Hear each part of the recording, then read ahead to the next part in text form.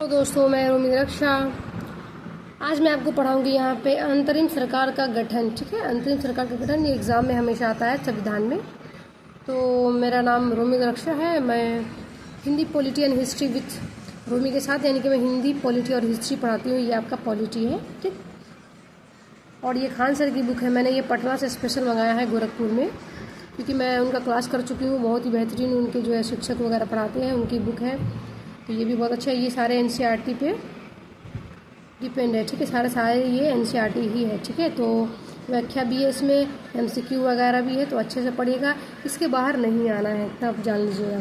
देखिए यहाँ पर दिया है, कैबिनेट मिशन योजना के तहत 14 सदस्यीय अंतरिम सरकार के गठन का प्रावधान किया गया, जिसमें 26 सदस्य कांग्रेस के, 5 सदस्य मुस्लिम लीग के तथा 3 सदस्य अल्पसंख्यक वर्ग व ईसाई सिख तथा पारसी के शामिल होंगे। 14 अगस्त 1946 को पंडित जवाहरलाल नेहरू के नेतृत्व में भारत की पहली अंतरिम सरकार का गठन हुआ, परंतु इसमें मुस्लिम लीग की भागीदारी नहीं थी। 26 अक्टूबर 1946 को मुस्लिम लीग भी अंतरिम सरकार में शामिल हुई।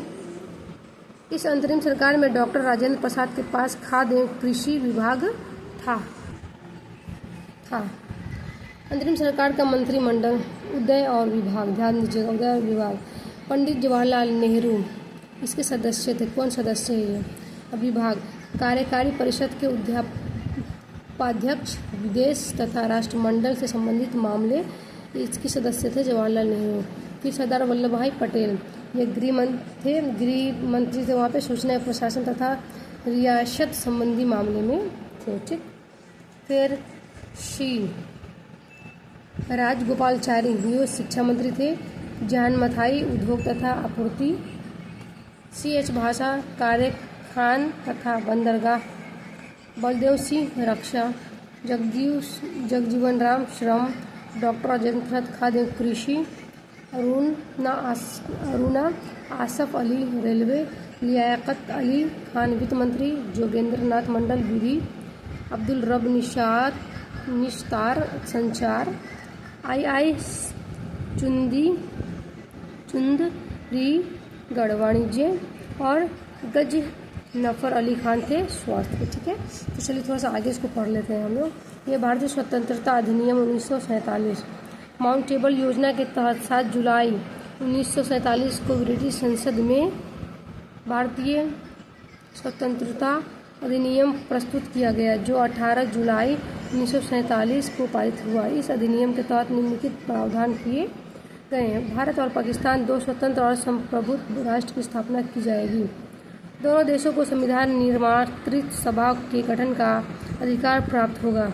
नए संविधान के निर्माण होने तक प्रत्येक डोमिनियन में शासन संचालित करने एवं भारत शासन अधिनियम 1935 के तहत उनकी प्रांतीय सभाओं में सरकार चलाने की व्यवस्था की गई।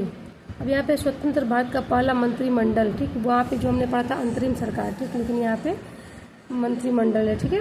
जवाहरलाल नेहरू प्रधानमंत्री थे। विदेश तथा तारामंडल से संबंधित मामले थे, ठीक है। अब यहाँ पे दिया है, सरदार वल्लभ भाई पटेल जो हैं गृह, सूचना एवं प्रसारण तथा रियासत संबंधी मामले थे। फिर मौलाना अबुल कलाम आज़ाद को मिला शिक्षा मंत्री का। जान मथाई को मिला रेलवे एवं परिवहन का। CH भाषा, वाणिज्य के। बलदेव सिंह, रक्षा के। RK मुखमु सेट्टी, वित्त के। डॉक्टर राजेंद्र प्रसाद, खाद्य एवं कृषि के।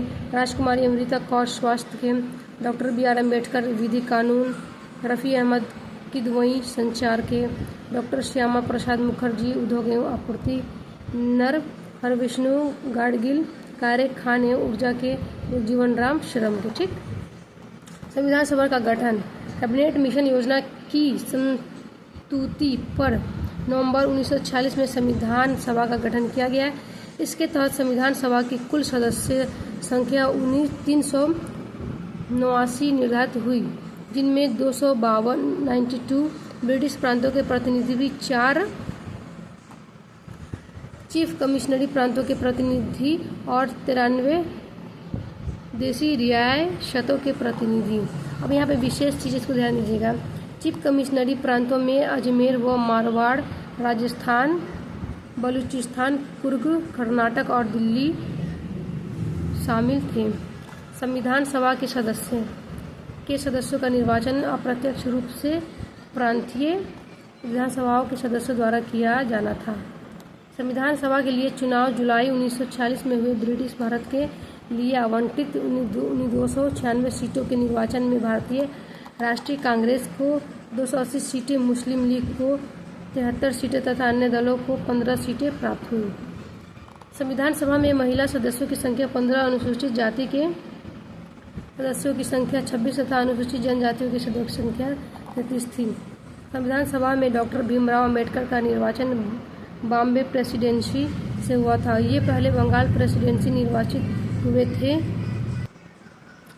संविधान सभा में डॉक्टर भीमराव अम्बेडकर का निर्वाचन बॉम्बे प्रेसिडेंसी से हुआ था। ये पहले बंगाल प्रेसिडेंसी निर्वाचित हुए थे, परंतु विभाजन के पश्चात वह क्षेत्र पाकिस्तान के अधीन हो जाने से इनका स्थान रिक्त हो गया था, यानी कि खाली हो गया। माउंट योजना के तहत देश के विभाजन के पश्चात 21 अक्टूबर 1947 को संविधान सभा का पुनर्गठन किया गया, जिसके पश्चात संविधान सभा में कुल सदस्यों की संख्या 299 निर्धारित हुई, जिसमें ब्रिटिश प्रांतों को 229 और देशी रियासतों को 70 सीटें प्राप्त हुई।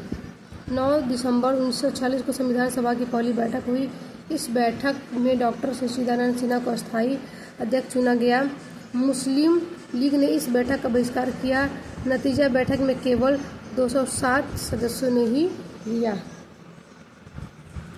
11 दिसंबर 1940 को डॉक्टर राजेंद्र प्रसाद को संविधान सभा का अस्थायी अध्यक्ष चुना गया। इसके अतिरिक्त H.C. मुखर्जी तथा V.T. कृष्णमाचारी को उपाध्यक्ष एवं सर B.N. राव को संविधान सभा का संवैधानिक सलाहकार नियुक्त किया गया।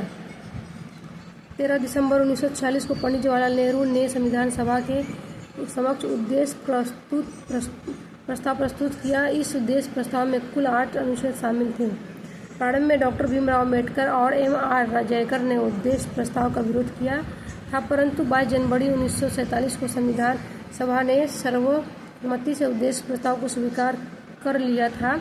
22 जुलाई 1947 को संविधान सभा ने राष्ट्रीय ध्वज को अपनाया था।